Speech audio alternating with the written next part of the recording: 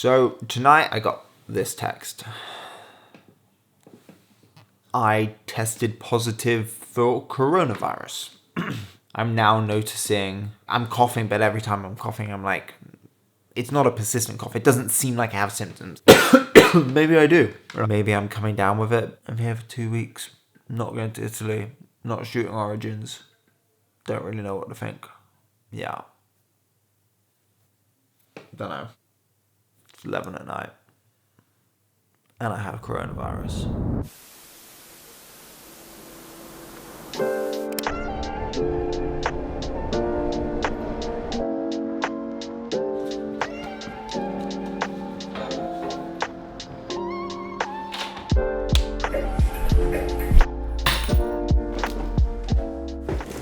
So, where to begin with all of this? This morning was the first time I left the house. It was amazing. So nice to get out and just run, you know?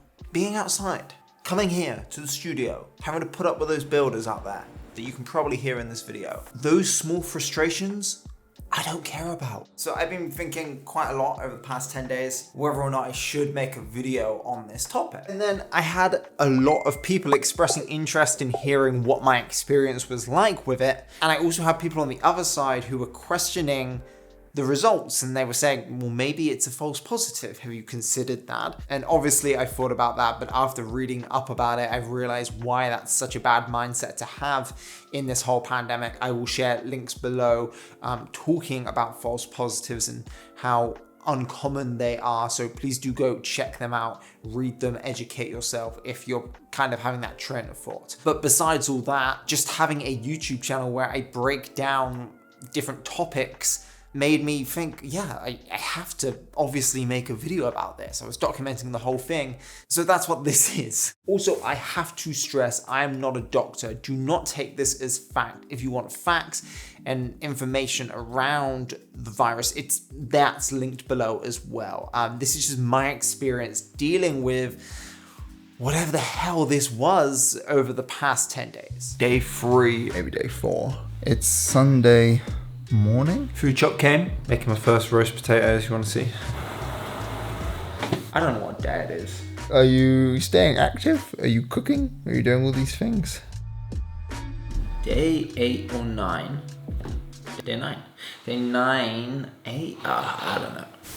So obviously I was recording it all and doing Instagram stories. I wasn't really sure what it was, but my friend Dylan actually summed it up pretty well in a video he sent me. I think these videos are really interesting.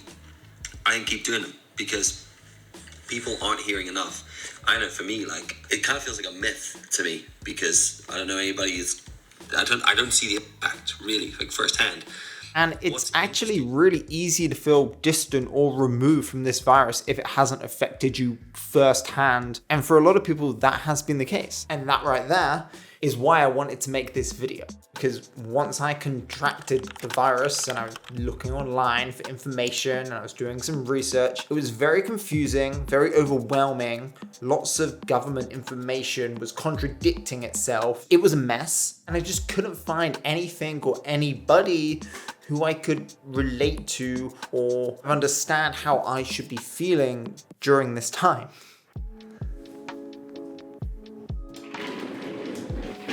Now, I want to stress, I feel absolutely fine. I had a mild cough. There was one day where I was finding it a little harder to breathe, but these were very mild symptoms. So I guess that leads me into the question of why did I get tested if I had 0 symptoms? I was flying out to Italy to shoot an episode of Origins, which is my show I have with Red Bull. We are currently in pre-production on a bunch of episodes. I wanted my whole team to take tests so that we knew when we were there in Italy, we were okay. And I actually had 2 home kits at my house that were left over from the summer. We were sent them and we never used them. And right now in the UK, it's really hard to get tested. But we had these tests in the house, so I felt it was okay to use them. So brought them here to the studio, did the tests, and 28 hours later, mine came back positive. And all that happened 12 hours before I was meant to jump on a flight to Italy. This is my packed bag for Italy. That's my camera bag. Except for I'm not going to Italy now. I tested positive for coronavirus. So what the hell was testing positive like? Now, for me, that was the scariest part because I had zero symptoms. I had no idea that this was the case. I was cooking dinner and I got this text and I just couldn't believe it. I've never had this experience before where I had to read something multiple times because I just couldn't believe what I was seeing. I had that feeling. I was like, no, it can't be saying positive. It must be negative. I must be seeing things. So after the initial shock and after getting a good night's rest, I woke up in quarantine and did what I do best, documenting and capturing everything that was happening over the next 10 days. As of now, right, you can kind of hear, like I've got like a horsey throat. I felt a little bit of pain in my back earlier, lower back, like an ache, and a little bit of a cough. But these aren't, I mean, it might be it. I haven't, I get this quite often. So it doesn't feel any different. If this is it and these are my symptoms, then it's not bad at all. And I had them all the time. And I wouldn't have thought of this as coronavirus. I just want, especially people our age, to understand that you may get it and you may just be like me and you have no symptoms, but feel completely fine. Maybe you'll be okay, but you can still freaking get it. I have it and I feel fine. And you could give it to somebody. Big news of the day, Julia is negative, which is really weird and really bizarre. And then Track and Trace rung, spoke to them for like a good 15 minutes. I wish I'd recorded it. I didn't record the call. The lady was really helpful and she said she had coronavirus for a month because she took 3 tests and she took them within the period where she still had it. So she had to like extend her isolation. And she said she didn't have any symptoms. She said she felt a little bit out of breath. But the important thing was she said her husband and her youngest son were negative. They got tested and was negative.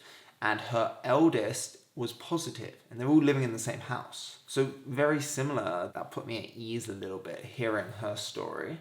But symptom-wise, when I talk like this, when I'm talking a lot, I find it harder to catch my breath. So that's a thing. I feel all right. Last night I had like a persistent cough, but it's not, I've been like trying to track it and it's not really that often. It's when I'm doing a lot of talking like now and losing my breath. So definitely have signs of it.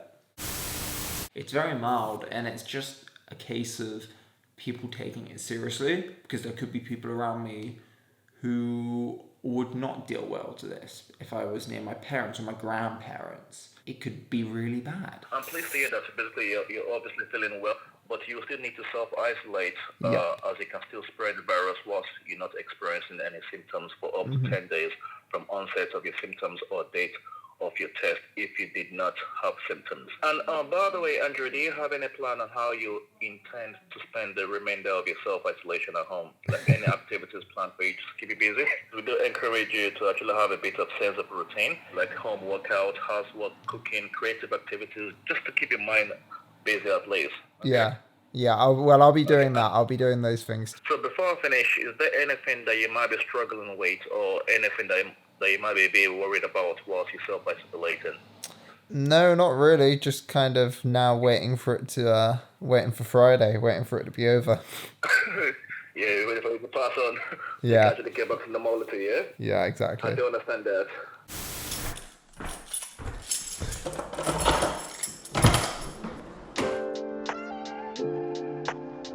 I'm in the park. It's a beautiful morning. Having coronavirus and feeling okay, but mentally knowing that you have it amplifies this moment. That dog barking, hearing lawnmowers, people skating, people walking with coffees, people going to work, just fresh air.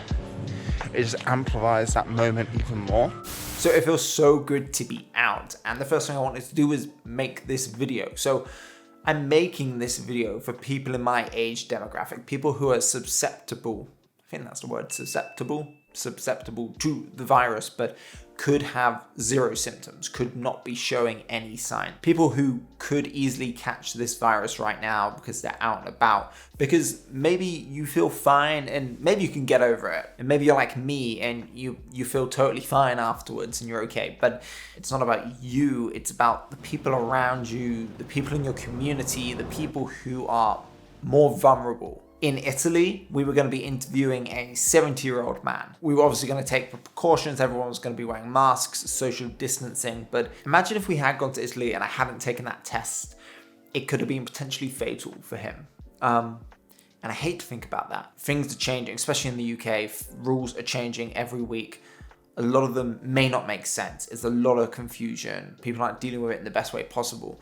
We just have to do our part to try and stay safe and to protect other people. I'm very fortunate that I can isolate at home. I'm very fortunate that I can continue working from home. I'm fortunate that I could isolate with my girlfriend and we could order in food. But until there's a vaccine, that's the only thing that we can do, is to separate ourselves to try and combat the spread, you know?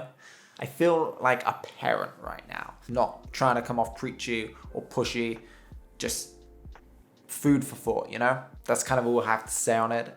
If you're new around here, thank you for watching, making it all the way to the end. It means a lot. These aren't the videos I usually make. I'm making travel explainers from places like Singapore and Copenhagen. Thank you so much for watching. If you enjoyed this, or like, I don't know if you can enjoy this video, but some of the other videos you might enjoy. So please like this video, subscribe, share, all these things. They help a lot. A train is coming. Better go before the audio gets bad. Thank you for watching.